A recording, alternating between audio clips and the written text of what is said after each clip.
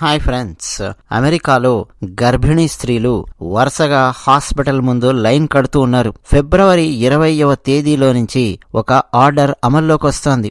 ఆ లోపల సిజేరియన్ చేసుకునైనా సరే బలవంతంగా కడుపులో నుంచి పిల్లల్ని బయటకు తీయించుకోవడానికి చాలా మంది గర్భిణులు అమెరికాలో సిద్ధమవుతూ ఉన్నారు. డొనాల్డ్ ట్రంప్ తీసుకొచ్చిన ఒక ఉత్తర్వు దెబ్బకు గర్భిణీలు, ముఖ్యంగా మన భారతీయ గర్భిణులు కూడా యుఎస్ఏలోని మెటర్నిటీ క్లినిక్ల ముందు క్యూ కడుతూ ఉన్నారు. దీనికి సంబంధించి యుఎస్ఏలో పలు కథనాలైతే బయటకు వస్తూ ఉన్నాయి. విషయం ఏంటంటే, జన్మతహా వచ్చే పౌరసత్వ హక్కును రద్దు చేస్తూ అమెరికా అధ్యక్షుడు డొనాల్డ్ ట్రంప్ ఈపాటికే కార్యనిర్వాహక ఉత్తర్వును జారీ చేశాడు. అయితే ఈ ఉత్తర్వు ఫిబ్రవరి 20వ తేదీ నుంచి అమల్లోకి రాబోతోంది. సో చాలా మంది దంపతులు సి సెక్షన్ కోసం, అంటే ఏం లేదండి, సిజేరియన్ కోసం తమను సంప్రదించారు అని చెప్పి యుఎస్ఏలో ఉన్న భారతీయ గైనకాలజిస్టులను ఉటంకిస్తూ ఒక ప్రముఖ ఇంగ్లీష్ న్యూస్ పేపర్ ఒక కథనాన్ని ప్రచురించింది. జనవరి 20వ తేదీన డొనాల్డ్ ట్రంప్ అధికారం చేపట్టగానే ఆయన మొట్టమొదటి రోజు టకటక సంతకాలు పెడుతూ ఆ పెట్టిన మొట్టమొదటి 8 ఎగ్జిక్యూటివ్ ఆర్డర్స్లో అత్యంత కీలకమైనది యుఎస్ఏ గడ్డపై పుట్టిన వాళ్లకు ఆటోమేటిక్గా యుఎస్ఏ పౌరసత్వం వచ్చే హక్కును రద్దు చేస్తూ జారీ చేసినటువంటి ఉత్తర్వు అన్నమాట. ఆ ఉత్తర్వు జారీ చేసిన 30 రోజుల తర్వాత పుట్టే వాళ్లకు మాత్రమే జన్మతః పౌరసత్వ హక్కు ఉండదు అని చెప్పి అందులో ఉంది. అంటే దాని అర్థం ఏంటి? ఫిబ్రవరి 19 వరకు ఎవరైనా సరే పిల్లలు పుడుతూ ఉన్నారనుకోండి యుఎస్ఏలో, అంటే ఆ తల్లిదండ్రులు అమెరికన్ సిటిజన్స్ కాకపోయినా, అంటే తల్లి లేదా తండ్రి అమెరికన్ సిటిజన్ కాకపోయినా, గ్రీన్ కార్డ్ హోల్డర్ కాకపోయినా సరే వాళ్లకు పుట్టబోయే పిల్లాడు లేకపోతే పాప యుఎస్ఏ సిటిజన్స్ అయిపోతారు ఆటోమేటిక్గా. ఈ లాజిక్ ఎప్పటి వరకు? ఫిబ్రవరి 19 వరకు మాత్రమే. ఫిబ్రవరి 20వ తేదీ నుంచి మొదలెట్టి ఎవరైనా సరే పిల్లలు పుట్టారా ఆటోమేటిక్గా వాళ్ళు యుఎస్ఏ సిటిజన్స్ అవ్వరు.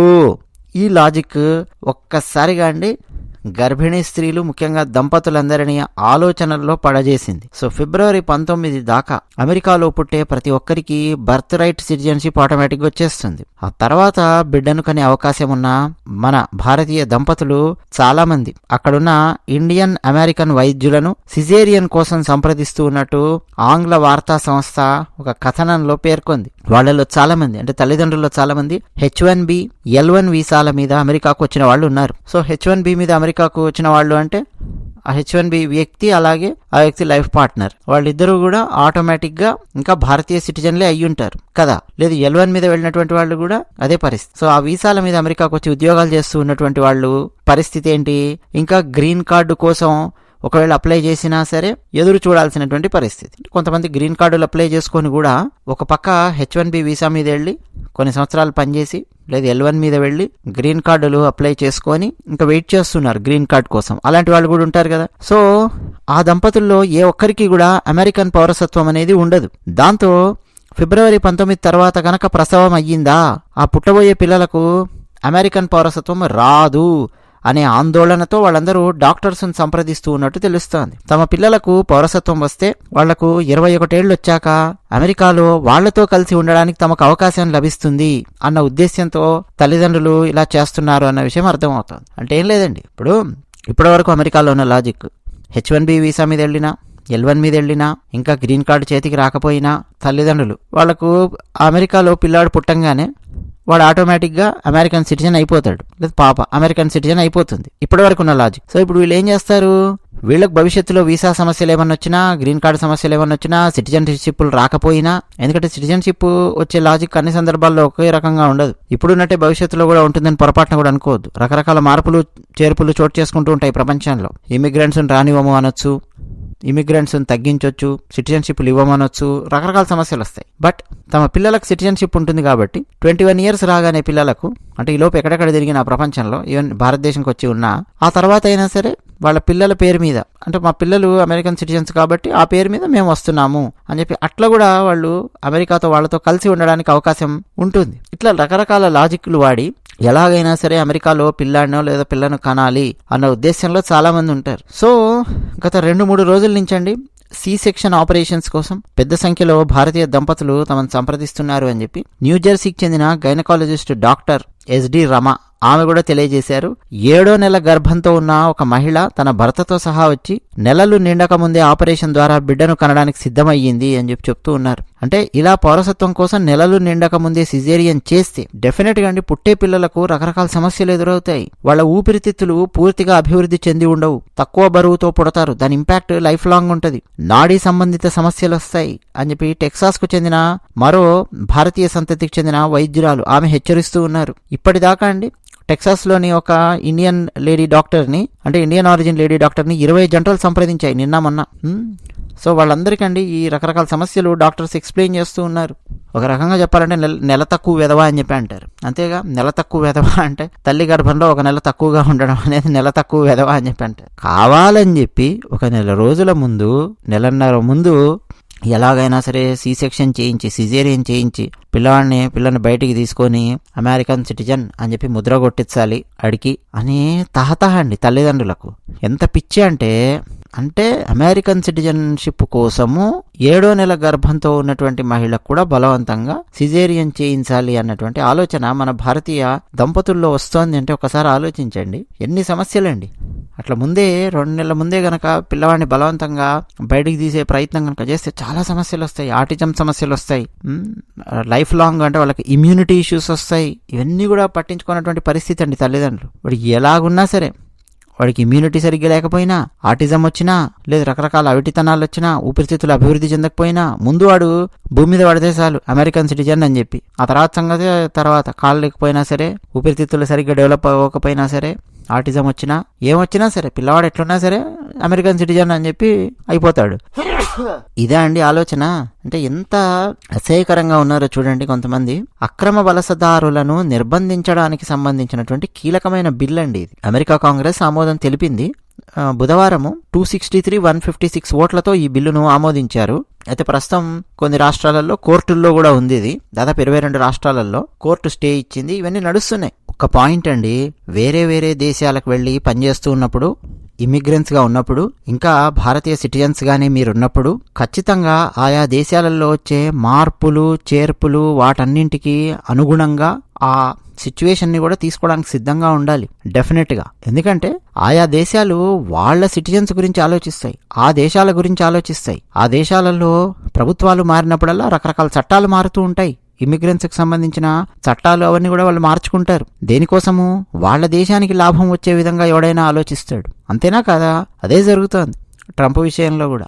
మొన్న మధ్య కూడా కెనడాకు సంబంధించి కూడా మనం చూసాం, వార్తలు వరుసగా వచ్చాయి. ఏమని? భారతీయ స్టూడెంట్స్ యొక్క సంఖ్య తగ్గించుకుంటూ వెళుతూ ఉన్నాము అని చెప్పి. అంతకుముందు కెనడా దేశం 4-5 సంవత్సరాల పాటు విస్తృతంగా ఇండియన్ స్టూడెంట్స్ కు వీసాలు ఇచ్చింది. అమెరికా స్టూడెంట్ వీసా దొరకనటువంటి వాళ్ళు కెనడాకు వెళ్లడము, లేదా అమెరికాలో చదివితే పైసలు ఎక్కువ అవుతాయి అని చెప్పి కెనడాకు వెళ్లి చదువుకోవడము. అత్యవసర కోర్సులు కూడా చదువుకునేటటువంటి వాళ్ళు ఉన్నారు. స్ట్రాంగ్ కోర్సులు కాదు మళ్ళీ అవి, ఏదో ఒక పనికిమాలిన కోర్సులో జాయిన్ అయిపోయి ఆ విధంగా చదువుతున్నటువంటి వాళ్ళు కూడా ఉన్నారు. అట్లా ఎక్స్‌ప్లాయిటేషన్స్ కూడా చాలా అయ్యాయి. సో కెనడా దేశంలో ఏం చేశారు వాళ్ళు? ఇన్ఫ్లేషన్ అనేది విపరీతంగా పెరిగింది, ధరలకు అడ్డుకట్ట వేయలేని పరిస్థితి వచ్చింది. ఆఖరకు ఇళ్ల ధరలు కంట్రోల్ చేయలేకపోయారు, రెంట్ల ధరలు కంట్రోల్ చేయలేకపోయారు. ఇమిగ్రెంట్స్ వచ్చి విపరీతంగా పడుతున్నారు ఆ దేశంలో. స్టూడెంట్స్, ఇమిగ్రెంట్స్ అవసరం కొద్ది విపరీతంగా రానిచ్చారు. కానీ ఇప్పుడు ఆ దేశంలో ఉన్న వాళ్ళకే రెంట్లు కట్టలేనటువంటి పరిస్థితి వచ్చినప్పుడు ఏం చేశాడు? ఇమీడియట్ గా నిర్ణయం తీసుకొని ఇప్పుడు స్టూడెంట్ల యొక్క సంఖ్య బాగా తగ్గించారు. కెనడా వార్తలు కనుక మీరు చదివితే తెలుస్తుంది. రకరకాల నిర్ణయాలు తీసుకుంటూ ఉంటారండి. ఇప్పుడు ఆస్ట్రేలియా వెళ్లే వాళ్ళు ఉన్నారు మనలో చాలా మంది, న్యూజిలాండ్ వెళ్లే వాళ్ళు ఉన్నారు. అంటే ప్రజాస్వామ్య దేశాలకు సంబంధించి, ఈవెన్ యూకేకి సంబంధించి. ఒకప్పుడు యూకే HSMP అని చెప్పి వీసా ఉండేది, highly skilled man power something ఏదో ఉండేది HSMP అని. ఆ తర్వాత దాన్ని తీసేశారు, ఇంకో పార్టీ వచ్చినప్పుడు దాన్ని మార్చారు. రకరకాల మార్పులు చేర్పులు అవన్నీ చాలా వస్తుంటాయండి.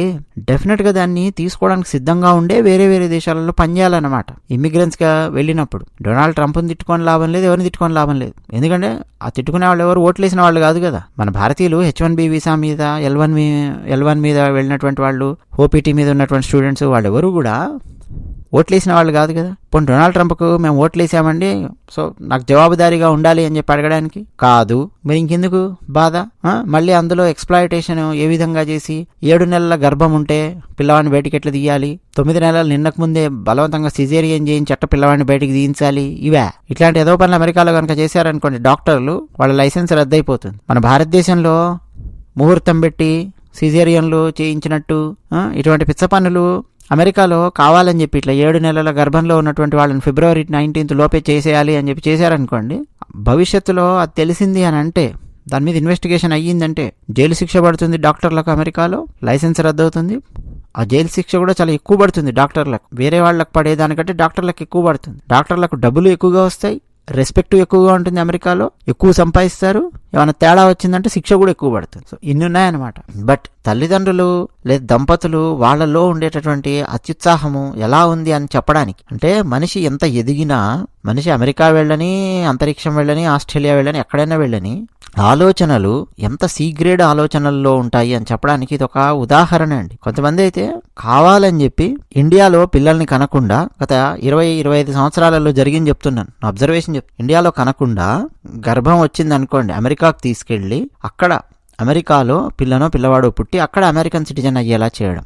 కొంతమంది పెళ్ళైన తర్వాత కూడా నెక్స్ట్ అమెరికా వెళ్ళేది ఏమన్నా ఉంది, వీసా నడుస్తున్నాయి అని తెలియగానే కాంట్రాసెప్టివ్స్ ఇవన్నీ ఉపయోగిస్తూ, ఫ్యాక్ట్ అండి ఇది, కాంట్రాసెప్టివ్స్ ఉపయోగిస్తూ పిల్లలు పుట్టకుండా కావాల్సినటువంటి జాగ్రత్తలు అవన్నీ తీసుకుంటూ, ఏది ఇండియాలో పుట్టకుండా జాగ్రత్తలు తీసుకుంటూ, ఒక్కసారి అమెరికాలోకి అడుగుపెట్టిన తర్వాత ఈ వీసా ఇష్యూస్ అన్నీ పోయి అమెరికాకి వెళ్తారు కదా, అమెరికాకి వెళ్ళిన తర్వాత అప్పుడు ఇంకా నెక్స్ట్ అమెరికాలో పిల్లల్ని కనేటటువంటి ప్లాన్ చేసే వాళ్ళు కూడా ఉన్నారు. ఎంతమంది అండి, ఎన్ని రకాల దరిద్రాలంటే, 3వ నెల 4వ నెల పిల్లవాడు కడుపులో ఉన్నాడు అని చెప్పి తెలుస్తుంది కదా, వీసా తీసుకొని, అంటే వీసా వచ్చిన తర్వాత ఇక దాన్ని అమ్మో ఎలాగైనా సరే ఇమీడియట్గా అమెరికాకు వెళ్ళిపోవాలి, మళ్ళీ తర్వాత 5వ నెల అలా వచ్చిందంటే ట్రావెలింగ్కి నో అంటారు అని చెప్పి మొత్తానికి ఏదో రకంగా వెళ్ళి అమెరికాలో పడి పిల్లల్ని కన్నటువంటి వాళ్ళు ఉన్నారు. ఎంత పిచ్చి అని అంటే అండి, మనుషుల లోపల మనస్తత్వం మారదు అని చెప్పడానికి ఇది ఒక ఉదాహరణ. చీకట్లో సూర్యుడు అని చెప్పి యండమూరి వీరేంద్రనాథ్ గారు ఒక నవల రాశారు. అందులో నాకు ఒక సీన్ గుర్తొస్తుంది.